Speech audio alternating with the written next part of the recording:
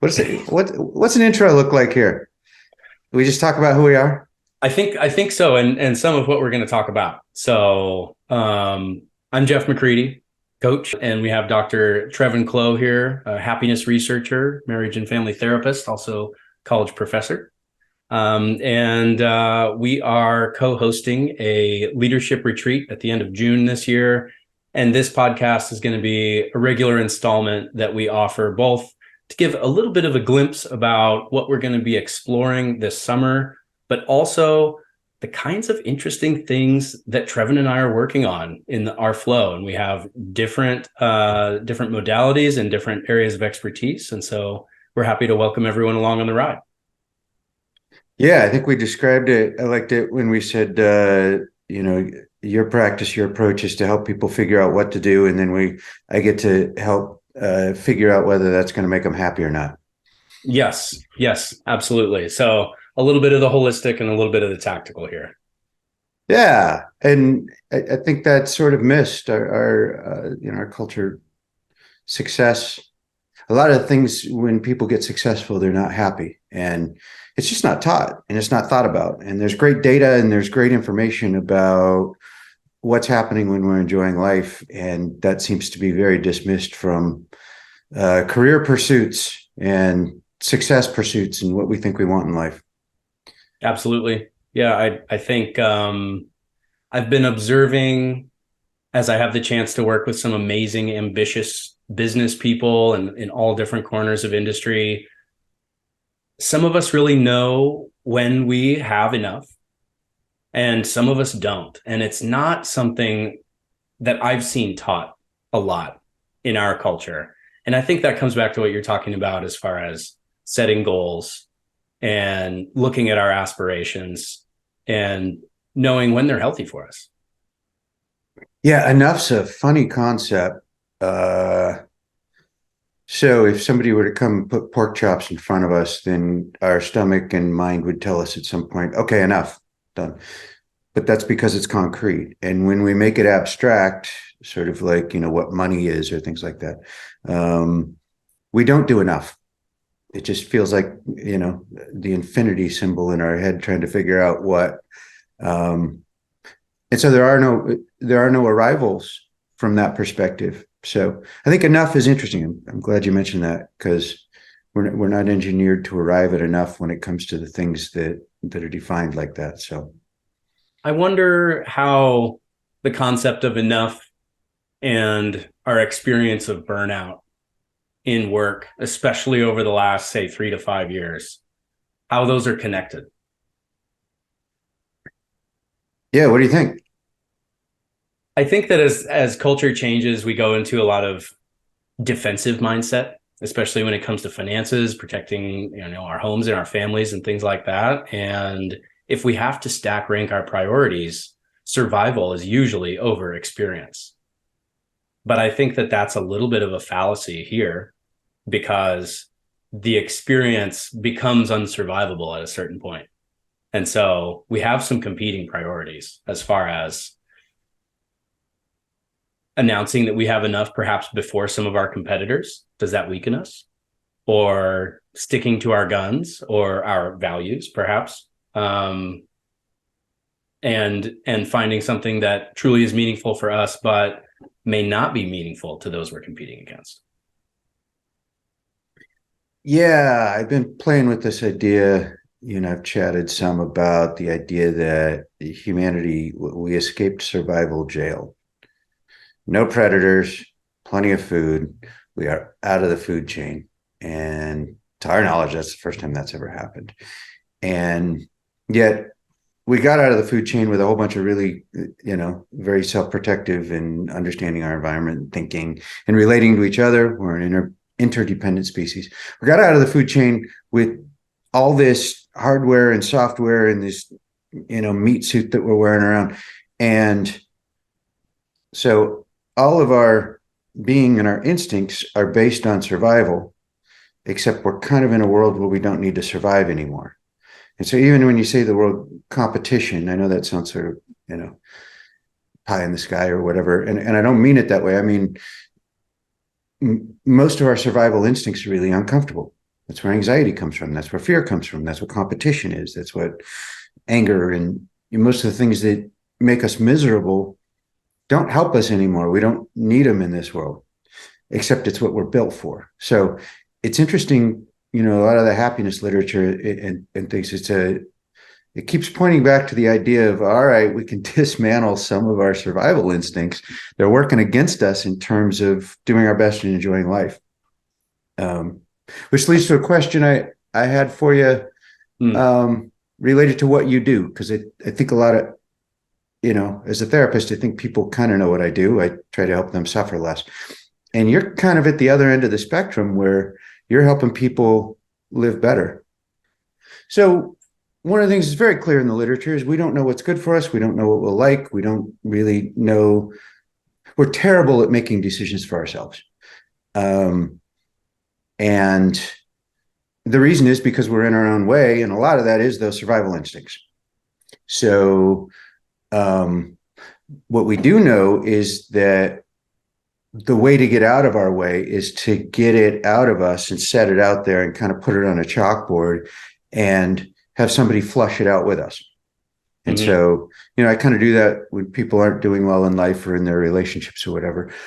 But how does that relate to your work? Because I see that being your job, is helping people pull it out, flush it out, and look at it. I would say that's a huge focus of what I do. And it's the part of what I do that I really like, which is asking questions so that people can come to their own realizations. I know for myself and my own path, I've had great advice, consultations, directives, but I need to learn the really critical lessons myself. And they have to come from within me to feel organic enough to spend all my time and money and effort trying to accomplish whatever that might be. So working with someone, not because I'm a genius, but because I'm focused on surfacing what's going on, I find usually the first part is just self-awareness. How long has it been since I was self-reflective, self-aware? I had goals maybe 3 or 5 years ago, or maybe 10 years ago. Maybe my values have changed since then. And I personally, by myself in my own room, don't usually go around and explain, well, these are the top 5 things that I'd really like to do I haven't taken time for. Or maybe these are 3 fears that keep me from actually pursuing the really significant passion project ahead of me. Saying something like that out loud, especially in front of someone that you're going to talk to next week, has an incredibly powerful effect. Not because the person owes anything to anyone other than themselves, but because they've shared with the world they want something. And so it's going to surface. It's going to surface more and more until it becomes an action step.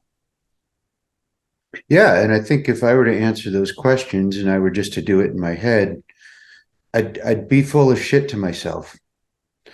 There's something about getting it out and getting it on paper and reflecting and having to show it to someone and then go, wait, is that what you really want? And there's contradictions there. And where's that coming from? Because I kind of know you and I don't think that's going to be what you really want.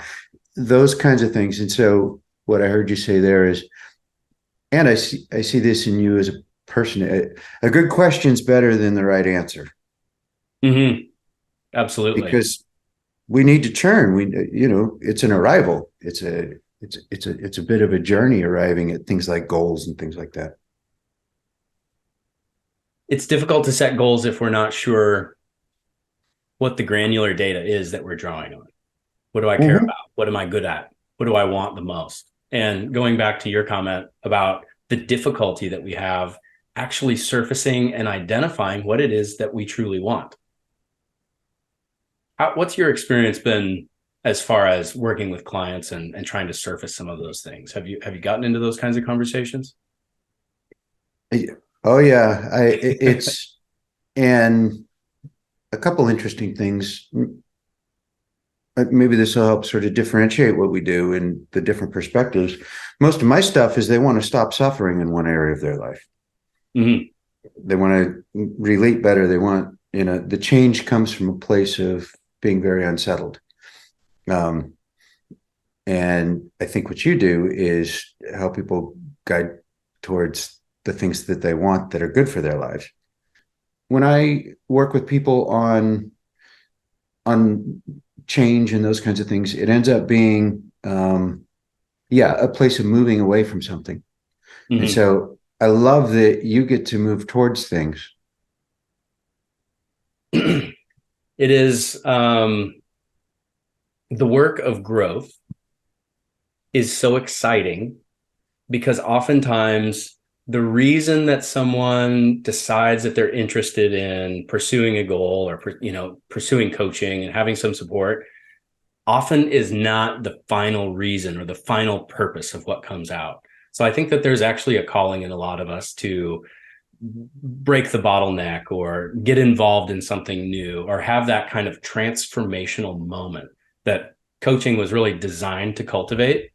And it may happen, in the first 20 minutes, or it might happen on, after several weeks or months of work. But being patient enough to continue to ask, who are you and what do you want, in enough different ways so that someone actually is able to kind of surface that and start to pursue those things. I personally didn't love networking until I identified what I wanted to talk about and who I wanted to talk with. And now it's really fun to reach out online. But that being said, if I didn't have any kind of context necessarily on my goals or values or something like that, I'm not really in the pilot seat. I'm not ready for action yet. So I think in order to start growing, there is a little bit of pop the hood, see what's in there, commit, be willing to be a little bit uncomfortable. But it is moving towards transformation, really, in the end. Yeah, there's a pivot. And there's a real sense, you can feel the tension in people over I don't know what COVID did or whatnot, but people are pretty uptight in general. I find that there's fewer questions of each other. There's few real interactions. Everybody's kind of intense. And I think part of that is that the world is moving very quickly.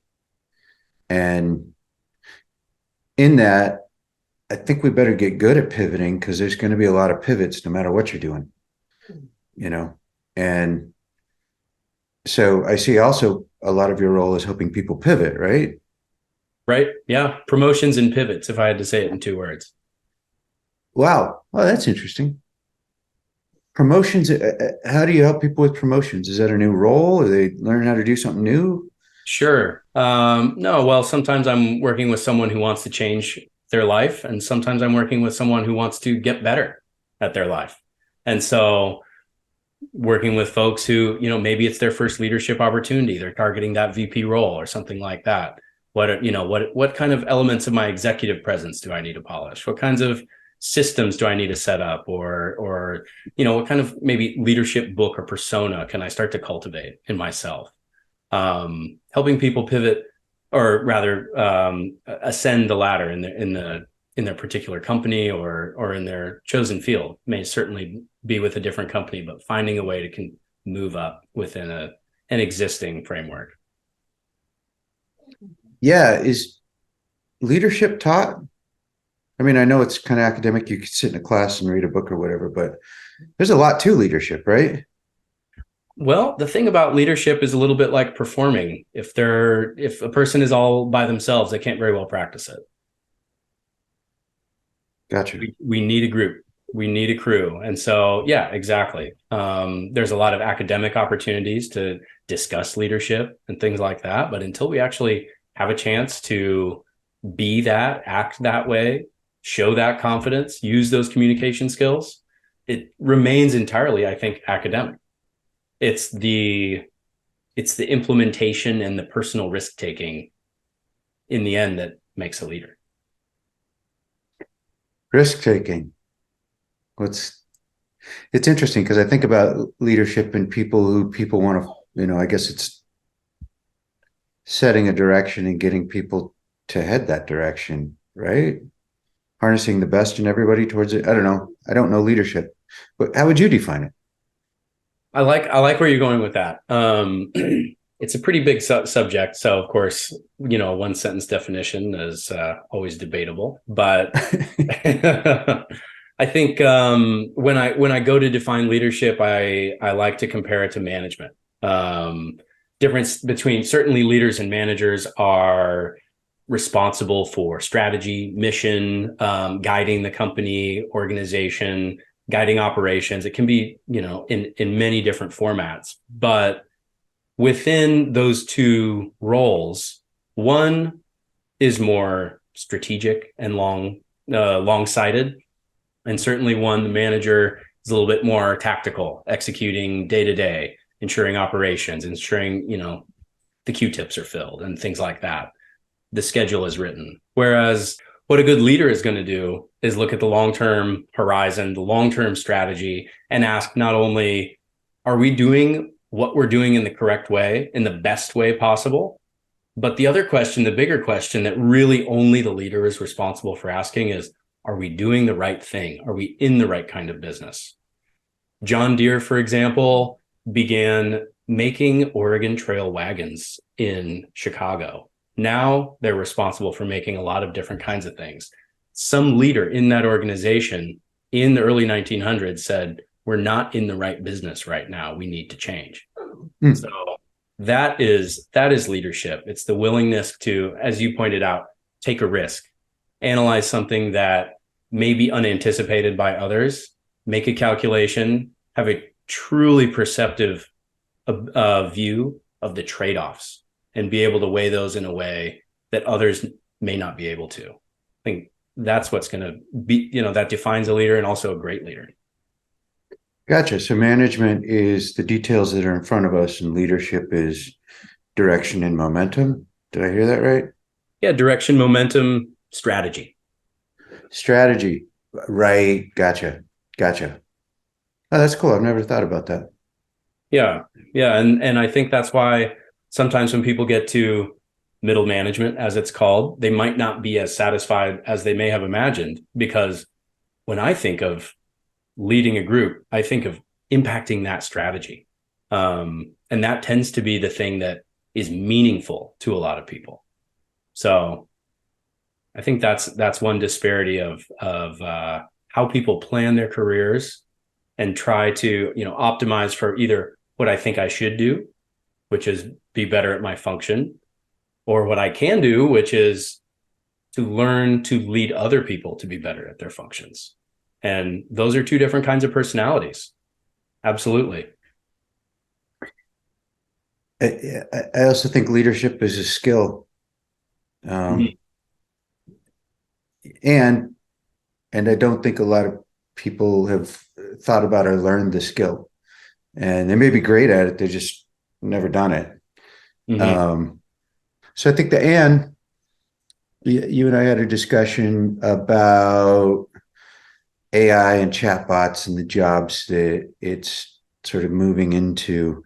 And one of our kind of thoughts was, there's going to be a lot more leaders and a lot less workers.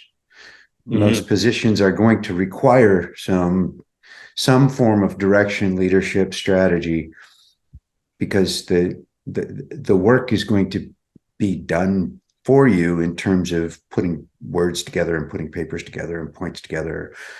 The value is going to be in the direction. I don't know. What are your thoughts? I'm glad you brought it up, because as we're all experimenting with the new AI chatbots and things like that, we're finding out what they're good at and where they fall short, but they're getting better very quickly. So while many people who are good writers are still able to write much, much better than all of these bots, maybe by next year, that may not be the case. So I think one question that many people are asking, of course, is how is this going to affect our economy and which jobs will it impact the most? And I think one interesting model there is, well, for every single significant technological advance that has come through our culture, there has been a big change. And at the very highest, if we were to zoom out as much as possible, we're going to be impacting, we're going to be keeping those roles that this particular technology is not able to support. So that is the knowing which questions to ask, which data to compare, when to do those things. Those are those really strategic leadership skills that Who knows how far this bot will go? But those are not going to be the first things that it's able to tackle. Yeah. Yeah. I think that one of the things that our education model, our culture success has set us up for is, you described it as sort of middle manager, but in support of somebody else's vision, there are jobs. Mm-hmm. Yeah, I'm super curious about whether a lot of those jobs that are in support of someone else's vision aren't going to not be needed, or Mm-hmm. it'll take one person to do what a lot of people used to do. Mm-hmm. And so I kind of go back to, I think leadership's going to be really valuable. Those people connections, the direction, that's something that those technologies can't do. What I'm hearing from you here is the execution heavy positions are definitely in the direct pathway of this new technology. Mm-hmm. It's the strategy heavy positions that are not. And we were just going through the management and leadership. And certainly when you come to vision, vision is absolutely one of those core things that is squarely in the leadership category. Yeah. And, wherever human connection is still going to be essential, that's going to be a skill that's still really valuable. And I see that as a big part of leadership is, Mm. you know, getting along with people, knowing connections, knowing everybody else's strengths, and being able to connect about those things where new ideas come up, and shared ideas, taking all that information in. So I think it's super interesting now. I wonder what we're missing in this great thing. There's always an elephant in the room, the way that will impact us in this way that we didn't expect. Yeah, and it sounds like everybody's asking that question on every level. I do know that there's sort of this sense that, um, not a physical life form, but there's a mental life form that is outside of what humans do. It's doing things and thinking in ways that we can't, and it's just starting. And the scary part is we don't know how it does it. Right. So it's almost like there's an organic formula that was let loose, and whether it's off the leash or not, we don't know. But right, we'll find out. But I think, to your point, that's going to be interesting to see. I think there's going to be a lot of benefit in people who can make people connections and use this tool to do the things we don't even know that can be done, because there seems to be some of them. Right. Well, just the same as when we got the glorious search bar on Google or Yahoo or, Netscape, as it were. Yeah. And how that then armed all of our most intelligent, productive folks, all the way down to folks who are not engaged in those things as much. And everyone took some of a step forward. And certainly the people who leaned into it more were able to expand their impact there. So the question is, who's going to be able to leverage this in the best way? Yep. Are there classes on how to write the best prompt? Right, because that's going to be better than writing the best paragraph. Right. So how do you think that's going to affect the coaching that you do? It comes up in a lot of conversations currently, just as far as oftentimes a way to break a bottleneck or break a logjam. Certainly it's excellent at, drafting or brainstorming ideas or something like that. And a lot of what I do, as we talked about in the beginning, is helping people to get in touch with who they are now, who they are this year. And so if we're needing recommendations of new activities to try to know ourselves better, or the opportunity to start, drafting some kind of a document, if you're interested in writing or researching something, I'm finding that it's actually helping people break through those personal fears or those personal hesitations that kind of keep us from pursuing the goals that are, number one or number two, or they're on the back burner and I'm just too busy at work. So I'm an optimist, I'll admit it. But I'm really enjoying seeing the ways in which it's helping people move towards their own growth so far. Yeah, I wonder how much of your job is accountability. Only half. Right? It's it, Yeah, there's something valuable about, oh, I got to show up with something. right, exactly. So as far as other ways that it might actually, take a bite out of coaching work and other kinds of things like that, I don't know. I really haven't seen that yet. But when I have tried to ask it for, please describe the top 10 leadership traits and how to cultivate them, I'm left a little wanting. So I'm going to still, flip through some paper books and check those kinds of things out. But as we're seeing, it's applicable in everything from spaceship parts to coding Python. And so there's no reason it can't help us with leadership too. Yeah. I just in my work, I have a hunch for a lot of life, people are still going to want the human connection. Mm-hmm. Well, Um, we still have bookstores. Everyone said they wouldn't be here yep. still. Um, you know, I know that is one of those great examples. Records are selling more than CDs now, Yep. and those kinds of things. So I think that we are going to see a value on human painted paintings and human written books and things like that. Just like we say handmade, Yeah. that kind of thing, because this is intellectualizing the manufacturing revolution in many ways. Yeah. I, I think it's going to be super interesting also. Um, so I played with it in my job a little bit, and I think everybody's going, "What is this going to replace me?" And I think in some areas it probably can, like diagnosing and some specific direction, that kind of thing. But I play with it sort of with some of the things that I do for people, and I can't make it not be parental. It feels very, Parental. yes, it's very, this is what, well, I'm not going to tell you what to do, but this is the right thing to do, those kinds of things. And At the bottom, it says, "I'm disappointed in you." yes, exactly right.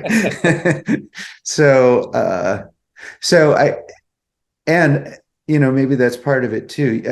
I guess that's another thing that's interesting is we're an interdependent species. We do not do well without connection. Mm-hmm. And that's not going anywhere. No, Um, so yeah, no, yeah, I wouldn't be able to have this conversation without dialing into Zoom on a Friday afternoon here. Um, right. and it is Friday afternoon, and I still want to be here having this conversation, and that's because of that value. What's your favorite part of your job? Favorite part of my job is talking to someone who I'm certain I can help. Like, give me the bat. I know I can do this. This is going to be great. We can set up these steps and explore. And then there's always that moment of, oh, I don't know it all. I may have steps, I may have some past, kind of examples or something like this, but on every single one of those amazing and exciting moments when I feel like I've got something to offer, I learned something I wasn't expecting. So it's that learning, I think, that I like. I would imagine there's a lot of discovery. Mm-hmm. Definitely. Which is great because I get to walk that path along with whoever I get to work with. That all of the lessons and the discussion are around certainly someone's personal experience and their role or their goals, but empathy breeds compassion, and we all have so many of the same or similar experiences. I'm finding, especially the more people I speak with, that is an opportunity for everyone participating to grow from those examples, even though it may not, have come from my, challenging meeting or, interesting discussion or a new project at work or something like that. Yeah. Do you find that people put well-being and happiness in the equation of their goals and the things that they're wanting from you? We do see it. It is in there, but I think that sometimes for a lot of us, it ends up being something we feel obligated to put on the list. Huh? And maybe it isn't something that we're numerically optimizing for the same as maybe a quota or earnings or so I think the thing is that while we are, I think, as a society, moving more and more towards valuing meaning and personal importance in what we do, we still have a long way to go, is my observation there. It's something we're always constantly reminding ourselves of. It doesn't seem to be the knee-jerk first priority for most of us. Right. And, if we sort of circle back to that idea about breaking out of survival jail, our state of mind still is, it defines success by status, things other people are observing about us, having more security, being better, be the best you can be, kinds of things. And yeah, those things, it's funny when if we're not cold and we're not hungry and we're not scared, we're already 60 to 70% of the way towards happiness. The difference between, watching a Netflix that night and maybe going to a very expensive play is those percentages of joy aren't that different above and beyond the I'm comfortable, I'm okay. And so I think we miss that. So we can spend a tremendous amount of time and ultimately suffering and strain and stress trying to get very small percentages of happiness above where we are or enjoyment of life. Mm-hmm. And so I think that's an interesting component is people step back and go, where do I want to go? What do I want to do? Where do I want to be? So I think that's interesting. And I'm curious maybe what reading or research would say around. So once we have those lower echelon, roof, food, water, safety, how do we move to those next levels of happiness? Well, I think you kind of said it earlier. I think there's knowledge of self.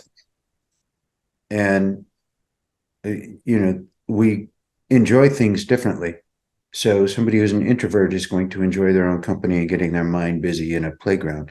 And somebody who's an extrovert is going to have that being out doing something interesting with friends. We do know that novelty is a pretty big part of the equation. Curiosity, creativity, those are the things that really light up the dopamine receptors. And it's interesting because those are the things that always pay off. We adapt to everything else.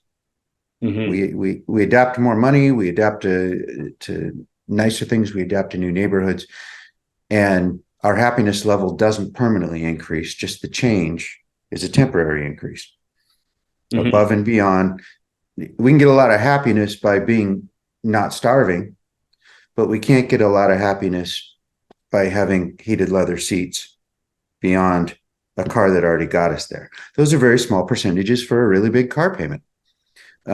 Is it like a temporary bump in happiness? Is that where we're saying the novelty? Yeah. Yeah. So, lottery winners and quadriplegics both resume very similar levels of happiness and not too long after the event, like 6 months to a year. Both people resume the exact same level of happiness they had before the event.